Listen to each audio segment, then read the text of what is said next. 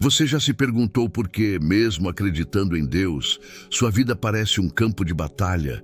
Por que pessoas boas sofrem tanto enquanto as más prosperam?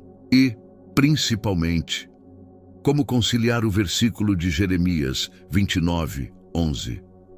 Porque eu bem sei os planos que tenho para vós, diz o Senhor, planos de paz e não de mal. Com a dor, o desemprego, a traição, a perda, o desespero. Há quem diga, se Deus tem planos de paz, por que minha vida é um caos?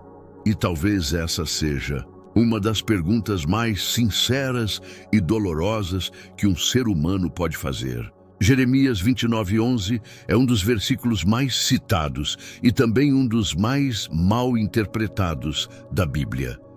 Muitos o veem como uma promessa imediata de sucesso, prosperidade e felicidade. Mas será que Deus realmente prometeu isso? Ou será que existe algo muito mais profundo e desafiador por trás dessas palavras? O curioso é que essa promessa foi feita não em tempos de vitória, mas em meio ao cativeiro. O povo estava exilado na Babilônia, longe de casa, humilhado, sem esperança, e foi ali, no pior momento, que Deus disse, eu ainda tenho planos para vocês. Mas que tipo de plano começa com dor? Por que Deus deixaria seu povo ser levado cativo se o plano era de paz? Talvez a resposta esteja justamente aí. Deus não prometeu ausência de dor, mas presença no meio dela. E é sobre isso que vamos falar. Porque entender Jeremias 29:11 é entender como Deus escreve futuros gloriosos em páginas de sofrimento. Mas antes, preciso te fazer uma pergunta. E se o que você está chamando de fim for apenas o começo do plano de Deus? Pouca gente sabe, mas quando Deus falou, eu bem sei os planos que tenho para vós. O povo de Israel estava vivendo o pior momento da sua história. Eles haviam sido derrotados, Jerusalém estava em ruínas e a maioria estava sendo levada como escrava para a Babilônia. Imagine perder tudo o que você conhece, sua casa, sua cultura, sua liberdade, e ouvir de um profeta. Fiquem tranquilos, Deus tem um plano. Você acreditaria? Jeremias entregou essa mensagem a pessoas quebradas, desanimadas e cheias de raiva. Alguns não queriam mais ouvir falar de Deus. Outros acreditavam que o exílio seria rápido, que em poucos meses tudo voltaria ao normal. Mas então vem a surpresa. Deus diz que na restauração só viria depois de 70 anos. 70 anos, uma vida inteira. A promessa de Jeremias 29:11 não era um consolo imediato, era um chamado à paciência, à fé e à esperança a longo prazo. Deus não estava dizendo, eu vou tirar vocês daí agora. Ele estava dizendo, eu estou com vocês aí dentro, e isso faz parte do plano. E aqui está o ponto mais difícil de aceitar. Nem sempre o plano de Deus é nos livrar do cativeiro. Às vezes é nos moldar dentro dele. A Babilônia, que parecia castigo, era na verdade um laboratório de fé. Foi lá que o povo reaprendeu a depender de Deus, mesmo sem templo, sem altar e sem rei. Então, te pergunto, será que o lugar que você tanto quer sair é exatamente o lugar onde Deus quer te transformar? E se o cativeiro que você enfrenta hoje for o cenário que Deus escolheu para revelar o propósito dele em você? Poucas coisas doem mais do que sentir que Deus poderia impedir algo. Mas não, impediu. Você já passou por isso? Olhou para o céu e pensou, Senhor, o Senhor podia ter evitado isso. Por que não fez? Essa é exatamente a dor que o povo de Israel sentiu no cativeiro babilônico.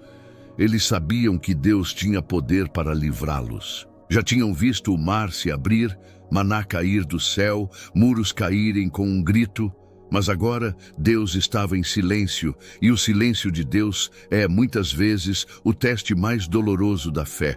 Mas aqui está o mistério. Deus não estava ausente, estava ensinando. O cativeiro não era um castigo cego, era um processo de correção e amadurecimento. Israel havia se afastado de Deus, buscado outros deuses, esquecido o propósito. Então, Deus permitiu o exílio, não para destruir, mas para restaurar. E talvez seja isso que está acontecendo na sua vida. A porta que se fechou, a amizade que acabou, o emprego que você perdeu. Pode ser o exílio que Deus está usando para te reposicionar. Porque às vezes Ele precisa nos tirar do conforto para nos devolver ao propósito. Pense nisso. E se o sofrimento que você enfrenta hoje não for o fim, mas o início de um recomeço divino?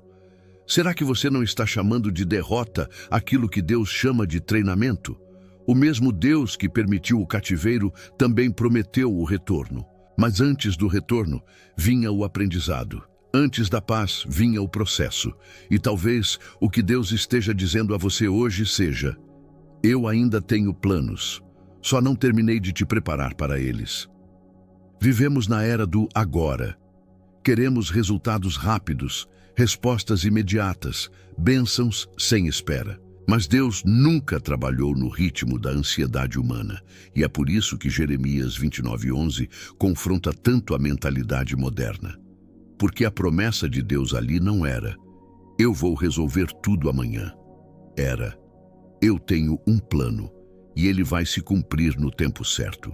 Muitos hoje confundem fé com velocidade. Acham que se Deus não respondeu ainda, é porque não vai responder. Mas o verdadeiro teste da fé não está em acreditar quando tudo acontece, e sim quando nada acontece. Na época de Jeremias, falsos profetas prometiam libertação rápida. Eles diziam: Deus vai nos tirar da Babilônia em poucos dias. Mas era mentira. Jeremias, guiado por Deus, declarou o oposto: edifiquem casas, plantem, casem-se, porque o tempo aqui vai ser longo. Em outras palavras, Deus não prometeu atalhos. E aqui está uma verdade que poucos querem ouvir. Nem todo milagre vem rápido. Alguns milagres precisam de maturidade, de caráter, de tempo.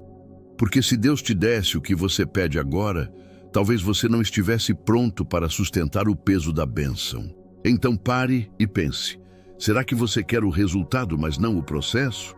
Será que está pedindo para Deus te tirar de um lugar que Ele ainda está usando para te moldar?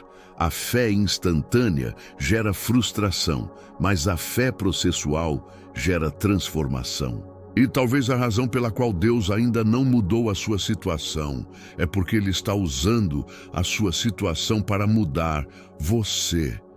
Você já orou e sentiu nada, nenhuma resposta, nenhum sinal, nenhum toque espiritual. É como se o céu tivesse se fechado e a única coisa que voltasse fosse o eco da própria voz. O silêncio de Deus é um dos maiores desafios da fé, porque ele parece abandono. Mas o silêncio não é ausência. Na maioria das vezes, é movimento invisível. Durante o exílio, o povo achava que Deus os havia esquecido. Eles estavam longe do templo, sem sacrifícios, sem líderes espirituais. Parecia que a presença de Deus tinha ficado em Jerusalém. Mas, na verdade, Deus estava agindo nos bastidores, preparando o retorno, levantando líderes, abrindo caminhos que ainda não podiam ver. E talvez hoje seja o mesmo com você. Enquanto você chora, Deus escreve. Enquanto você espera, Deus organiza. Enquanto você acha que está parado, Deus está construindo o caminho à sua frente. É fácil acreditar quando tudo se encaixa. Difícil é crer quando o silêncio de Deus parece gritar dentro da alma. Mas lembre-se, o silêncio de Deus nunca significa desinteresse. Significa que Ele está trabalhando em algo que você ainda não entenderia se Ele explicasse agora. Pergunte a si mesmo, e se o que você chama de ausência de Deus for na verdade o tempo em que Ele mais está te moldando? Será que você confiaria nele mesmo, sem nenhuma prova visível? O povo de Israel teve que aprender a confiar sem ver. E foi nesse silêncio que a fé verdadeira nasceu. Porque Deus pode até parecer quieto, mas nunca está parado. E o ser humano odeia esperar.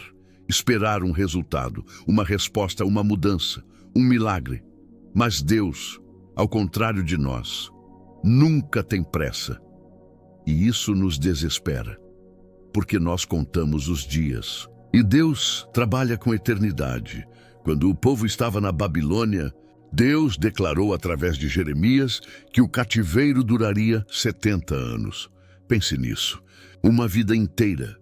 Muitos morreriam sem ver a promessa se cumprir. Isso parece cruel. Até entendermos que Deus não mede o tempo da promessa pela ansiedade do homem, mas pela maturidade do propósito.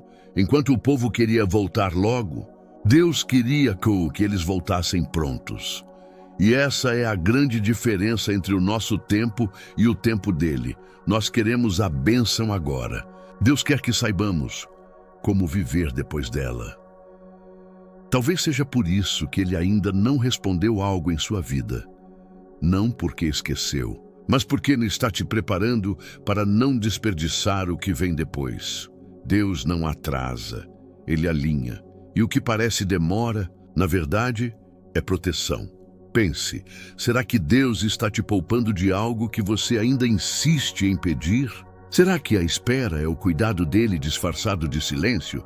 O tempo humano é imediatista. O tempo de Deus é perfeito.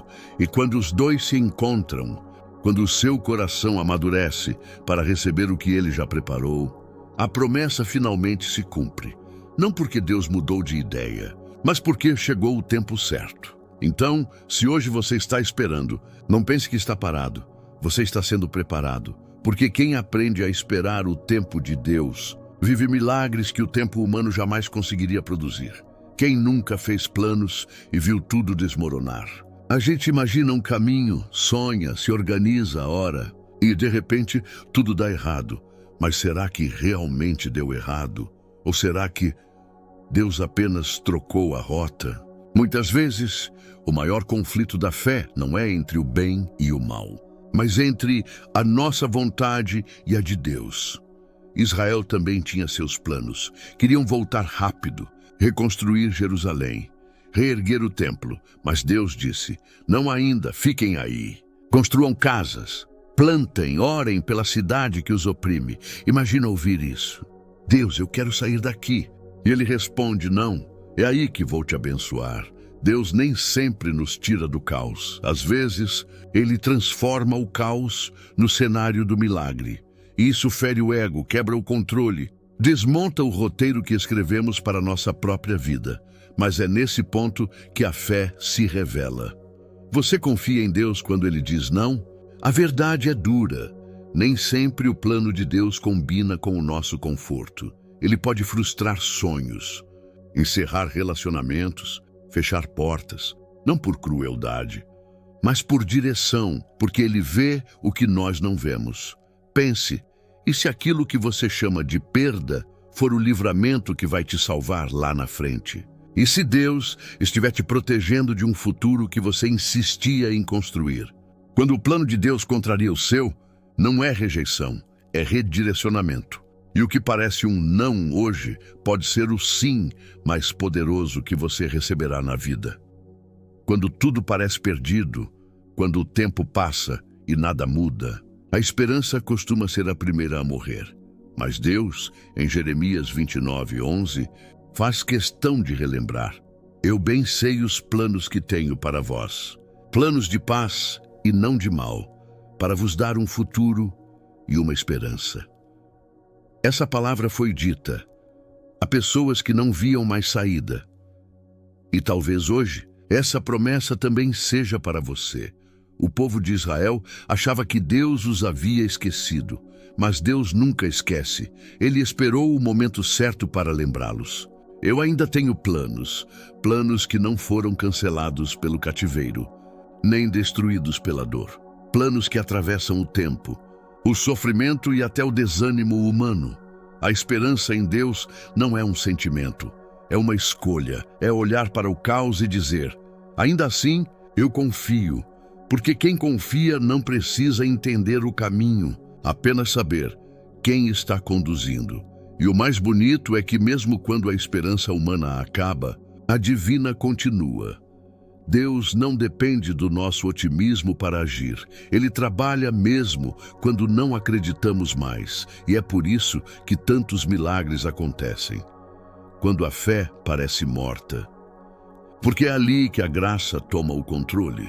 Então eu te pergunto, o que te fez parar de acreditar que Deus ainda tem um plano? Será que a sua esperança morreu? Ou só está adormecida? O mesmo Deus que prometeu restauração a Israel promete também recomeços hoje. Talvez o futuro que ele está preparando ainda esteja invisível, mas isso não o torna menos real. A esperança não é negar a dor, é confiar que ela não será o capítulo final. Viver o propósito de Deus é fácil de falar, até que ele nos leve por caminhos que não entendemos. E o mais difícil da fé não é acreditar no poder de Deus, mas confiar no plano de Deus, mesmo quando não faz sentido algum. Israel estava cativo, longe de casa, e Deus dizia: vivam, plantem, casem, orem pela cidade. Em outras palavras, não parem a vida só porque estão em um tempo difícil. E esse é um dos segredos espirituais mais poderosos. Continuar mesmo sem entender. Talvez você esteja passando por um momento que parece sem lógica. Você ora, busca, faz tudo certo. E ainda assim, as coisas não andam. Mas e se o propósito de Deus não for te tirar da tempestade, e sim te ensinar a caminhar sobre as águas? E se o que você chama de confusão for o plano de Deus, te ensinando a depender dele em cada passo? Fé não é entender, é obedecer mesmo sem entender. É seguir confiando quando a lógica diz desista.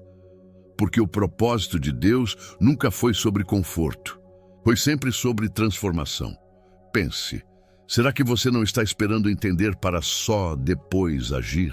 Ou quando Deus quer que haja para depois entender? Será que a obediência que Ele te pede hoje é o passo que vai abrir o caminho amanhã? Deus não precisa te explicar o processo para cumprir a promessa. Ele só quer que você caminhe, mesmo no escuro, mesmo sem respostas. Porque no final, você vai olhar para trás e perceber que tudo o que parecia confuso era a parte exata do plano perfeito de Deus.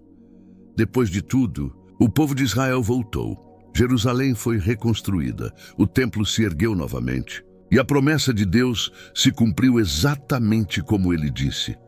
70 anos se passaram, uma geração inteira, mas a palavra do Senhor não falhou. E isso nos prova algo que o tempo nunca poderá apagar.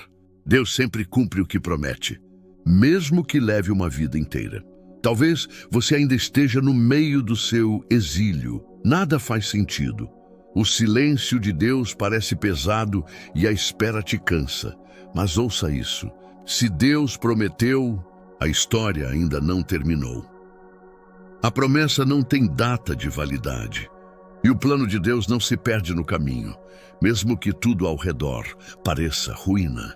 Deus continua construindo, às vezes por dentro. Jeremias 29:11 não é uma frase bonita para colocar em um quadro. É um lembrete de que Deus continua no controle, mesmo quando tudo desaba. É a voz do Criador dizendo: eu sei o que estou fazendo. E quando ele diz eu sei, você pode descansar, porque ele realmente sabe. Então, hoje, se o medo te visitar, se a dúvida te abraçar, se a dor tentar calar tua fé, lembre-se, Deus não desistiu de você. Ele não se esqueceu dos planos que tem para você. E o que parece o fim pode ser o ponto exato onde o plano começa a florescer. Porque o Deus de Jeremias 29:11 ainda é o mesmo. Ele ainda transforma cativeiro em destino, lágrima em aprendizado e espera em vitória. E um dia, quando olhar para trás, você vai entender. Tudo estava exatamente no lugar certo, dentro do plano perfeito de Deus. Se essa mensagem falou com você, Se em algum momento você sentiu Deus tocar o seu coração através dessa palavra, então, deixa o like, compartilha esse vídeo com alguém que está precisando ouvir isso agora. E escreve aqui nos comentários: eu confio nos planos de Deus para a minha vida. Seu comentário pode alcançar alguém que está prestes a desistir. E juntos, vamos espalhar esperança e fé para o mundo. Que o Senhor te abençoe poderosamente, que Ele renove a tua força. Fortaleça a tua fé, te faça lembrar todos os dias que nos planos dele continuam de pé. Amém.